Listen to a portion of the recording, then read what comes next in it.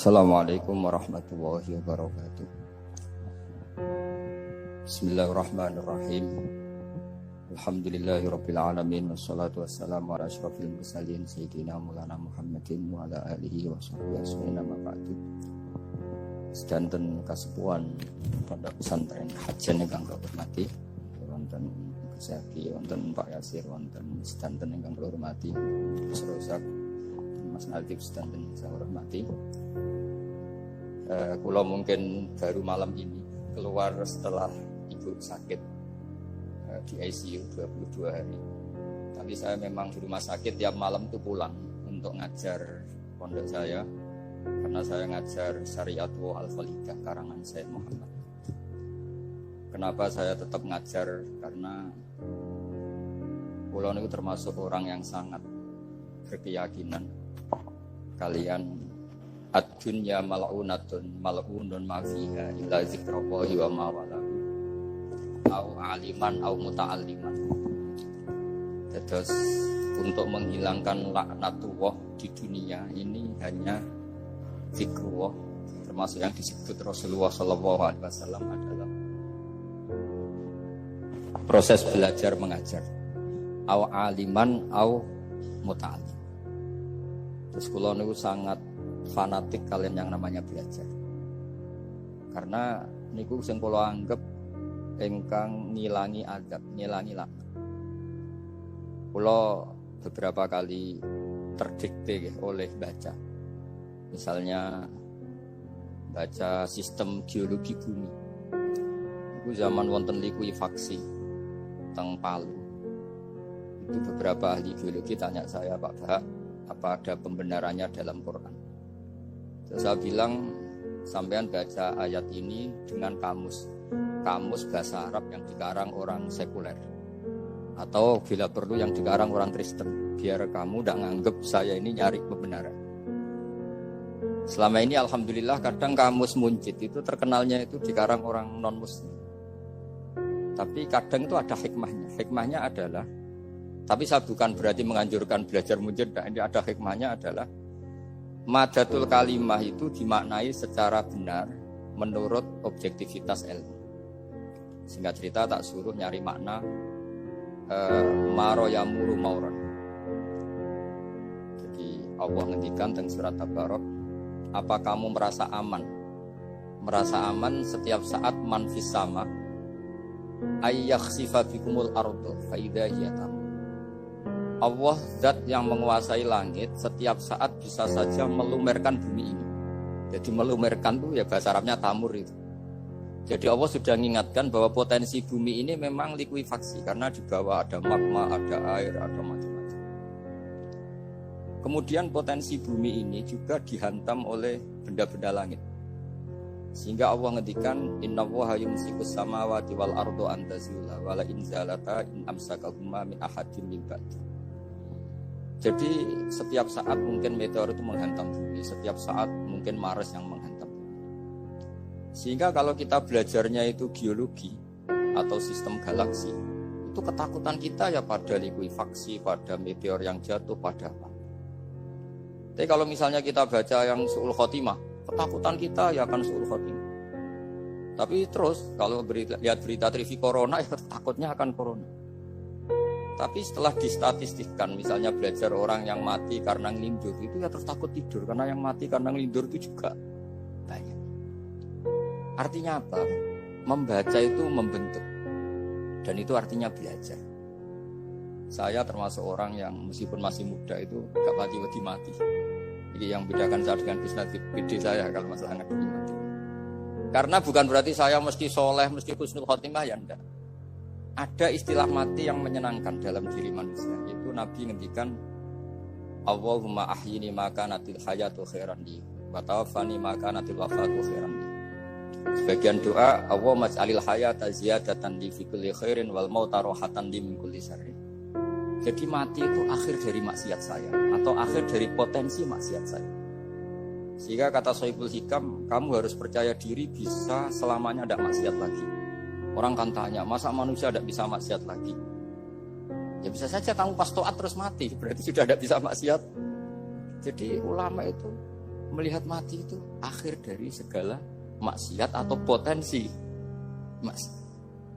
Di sini hebatnya lagi-lagi kian orang fasik itu kayak apa, kalau mati saya ge tonggone menang kabeh, saya ge menang kabeh.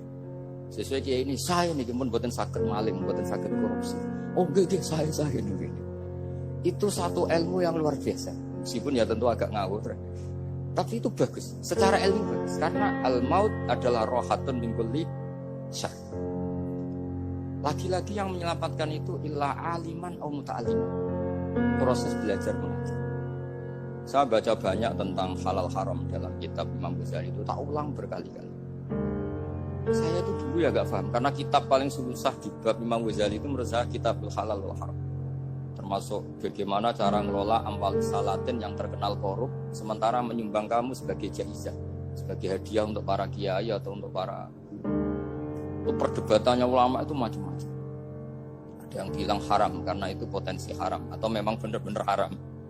Ada yang bilang boleh, karena kalau yang pakai kamu untuk kebaikan, kali dipakai mereka ruwet. Kebetulan yang partai ini lebih besar Mas Nadif. Ya alhamdulillah. Terus dikiaskan sama ghanimah. Lagi-lagi karena baca, saya itu pernah ditanya seorang dosen di Jogja, Gus saya ini muslim mulai kecil dan saya peneliti, saya pernah sekolah di mana. Yang ganjil dari saya tentang Islam itu satu, yaitu ghanimah. Kok kayak Islam tuh rampok gitu ya, perang sudah, orang kafir tuh kalah, hartanya diambil gini-gini. Ya ghanimah. Terus saya memberi analogi, kalau ada garong ke kamu, bawa senpi, bawa pedang, terus kamu mengalahkan garong itu, alat-alat itu kamu kembalikan apa kamu sita? Ya saya sita, nanti dipakai garong lagi. Ya kira-kira seperti itu. Kalau dikembalikan ke orang kafir, berarti menjadi kekuatan kekafiran lagi. Dan itu harbi. Dia baru nerima. Lagi-lagi ini barokahnya baca. Makanya saya diminta sama sini, ya saya tentu faktor hormat. Karena bapak saya memang dulu ngaji sama Badullah. Mbah saya itu terkenal wali, yang bapaknya bapak. Itu kalau kesini nyifati Badullah pun satu. Nur disitu mondok gini, itu gak apa-apa. Mondok elek lah, kiaimu wali. Zaman itu bapak itu di kamar kursi, ya masih ada kakinya. Saya dulu sering dijak kesini sama bapak. Jadi mbah saya itu terkenal wali dulu. Jadi mbah saya itu tirakat terus sampai kapundhut itu poso terus. Kebetulan cucunya agak niru. Saya tidak niru itu karena itu Gus Zaki. Memang disuruh tidak niru. Kata mbak saya, kira usah tirakat, terus tak tirakat ya. Itu. Jadi saya, Mbah Mun juga gitu. Oh haram tirakat, terus tak tirakat ya. Saya senang sekali. Tapi tua-tua kok mikir putu. Nah, terus tirakati putuku sopo.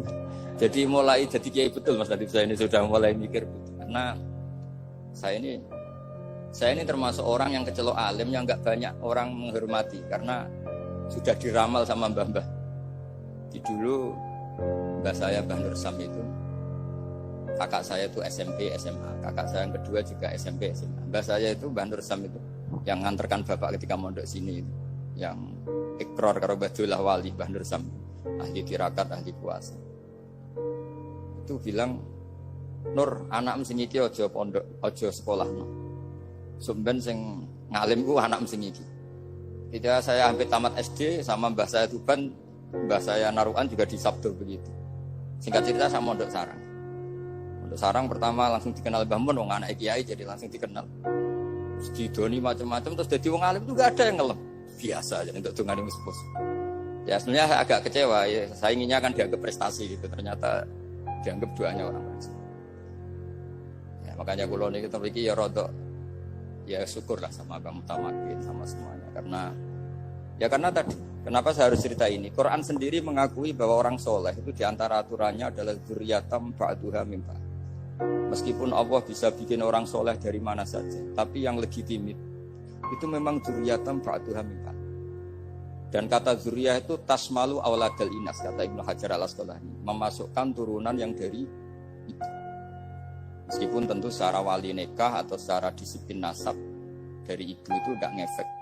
Tapi dari segi fa'innal irqadassas, bahwa sistem tubuh kita itu tetap ada gen dari seorang apa? Ibu. Sehingga banyak ulama tafsir mengatakan dzurriyyah itu tasmalu auladal inas. Dzurriyyah itu memasukkan turunan dari apa? Ibu. Bapak saya itu nasabnya nasab wali. Jadi mbah-mbahnya itu suka tirakat, suka ibu itu nasab kiai. Jadi kalau bapak wiridan itu, kalau istiqomah itu disalahkan sama keluarga ibu. Istiqomah itu salah. Karena ijabu malam yajib, mewajibkan sesuatu yang tidak wajib. Itu masalah secara ilmiah. Mbah Mun itu sering kritik kalau ada pondok wajib puasa, wajib merawat itu sering kritik. Itu secara fikih bahaya. Ijabu malam yajib, mewajibkan sesuatu yang tidak wajib. Dan itu kriminal dalam bab fikih. Betul itu, sama cari di Sulam Taufik, babnya itu ngeri. Ijabu malam yajib itu tidak dihitung minal kabair. Dicari sendiri itu di bab Sulam Taufik, tidak perlu saya sebut. Itu parah betul malah cara menvonis Abdullah bin Husain bin Thohir di Sulam Taufik. Ijabu malam yajib. Tapi pondok-pondok yang tirakat tidak kurang dalih. Niki boten majibaken, melatih. Boten majibaken tapi napa? Nah, silsilah dari keluarga ibu itu suka ilmu. Sehingga Abdullah bin Mas'ud itu tiap hari itu mensweeping orang yang sering duha. Kalau ada orang duha istiqomah itu disweeping. Awas, harus seminggu sekali, enggak boleh tiap hari. Masa sholat fardu kamu saingi sholat duha? Enggak boleh, fardu tersaingi. Itu Abdullah bin masyhur, sampean cari di Al-Ghunyah. Sayyidah Aisyah kalau ada orang duha tiap hari dimarahin. Dan itu secara konstitusi ilmu benar karena Nabi Qiyamul Lail Ramadan itu hanya 4 hari yang dipandu. Lainnya itu enggak. Khasyata ayyufradu alaihim, kalau dalam film takut dianggap fardu. Akhirnya istiqomah itu masalah di keluarga saya yang dari. Nah kebetulan kita ini suka ada istiqomah, akhirnya ya seperti ini. Tapi ini ilmu harus kita bicarakan.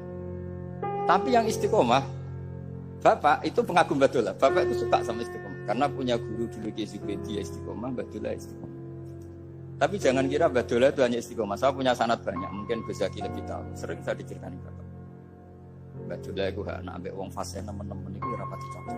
Senajan to majibno fase. Tak takoki iki ngopo. Engko nek ke fasean darani wong awam untuk ganjaran. Pembacaan Al-Qur'an gak fase. Padahal untuk ganjaran mergo seneng Qur'an. Jadi tak takoki bapak, niku saged damel syarat mboten? Ya ora kena, pokoke ngono. Jadi gue ngekrori. Artinya beliau tidak ingin lah gara-gara kita terlalu pakem tajwid kemudian nganggap siapa aja baca Quran salah kemudian tidak dapat pahala. Bisa saja hamalahum ala ayakra'ul Qur'an apa mahabbatuhum wa iskuhum wa kada wa kada. Jadi akhirnya saya jadi tahu.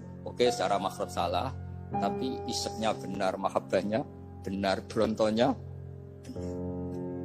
Jadi sebetulnya Badulah itu punya sekian makalah tentang ilmu. Hikam juga gitu. Nur, nak cah santri ngaji Ihya itu jauh oleh, saya nak hikam mojo. Maksudnya beliau entah kalau setelah itu, Badulah itu melarang siapa saja santri ngaji hikam itu dilarangnya ada kelas tertentu untuk boleh ngaji hikam. Nah kenapa saya cerita ini? Karena saya masih ingat betul di antara wasiatnya Mbah Mun itu. Birra sebab apa Fatihah kok ihdinas siratal mustaqim, bukan siratoka tapi siratal ladzina an'amta alaihim. Dawe Mbah Mun fa inna wa ta'ala la ya'kul wa la yasrab wa la yamkih wa la kadza wa kadza. Allah itu tidak makan, tidak minum, tidak tidur. Sehingga kita tidak bisa niru Allah. Tapi yang makan tidur itu manusia. Sehingga kalau ingin dekat Allah ya niru siratal ladzina, bukan siratoka. Kita cara tidur niru Kanjeng Nabi, niru ulama, cara makan, cara minum, niru Allah tidak bisa. Makanya bukan ihdinas siratal mustaqim siratoka tapi siratal ladzina an'amta. Maka dalam beragama itu butuh master, butuh panutan. Ya tentu Mbah Mun oleh ngendikan pakai lugat orang-orang kuno. Cara Mbah Mun pakai cantolan. Maka saya punya makalah banyak dari Bapak, dari Mbah Mun, dari Wasuber, dari sampai saya itu hafal sanad sampai Rasulullah Shallallahu Alaihi Wasallam. Karena yang bisa mengawal ilmu itu sanad. Termasuk saya di sini bawa kitab Ar-Risalah Al-Busairiyah. Nanti saya baca beberapa panutan kita. Di sini ada Abu Qasim Al-Junaidi, ada Abu Yazid Al-Bustami, ada banyak ulama yang ditulis Ar-Risalah Al-Busairiyah. Dan itu yang membentuk Imam Ghazali, kitab Ar-Risalah Al-Busairiyah. Tapi sekarang kita ini tidak belajar lagi tentang tasawuf. Tasawuf itu Abu Qasim Al-Junaidi jadi wali itu bukan wiridannya terlalu banyak. Enggak? Beliau pernah bikin satu kalimat yang menjadikan Allah itu ridho. Kalimatnya begini, kalau malam beliau wiridan gini, ya Allah, kenapa engkau ngasih rezeki saya padahal engkau tidak butuh saya. Kalimatnya sederhana. Kalau seorang majikan ngasih servis sama karyawannya, memang butuh pekerjaannya. Orang tua ke anak butuh kasih sayangnya. Tapi engkau ini zat yang tidak butuh saya, tidak butuh kita. Ngapain ngasih? Jadi punya sisi betapa Allah itu luar biasa. Wong tidak butuh kok. Ngasih itu kan luar biasa. Jadi karena mensifati seperti itu Allah itu ridho. Itu luar biasa. Normalnya orang memberi itu kan, apalagi orang memberi kiai itu kacau sekali. 1.000 jaluk swarga. Salam template 1 juta aja jaluk apa? Swarga itu parah lagi. Nanti kalau enggak masuk surga tunda-tunda. Ngeri lagi itu 1 juta minta apa? Surga.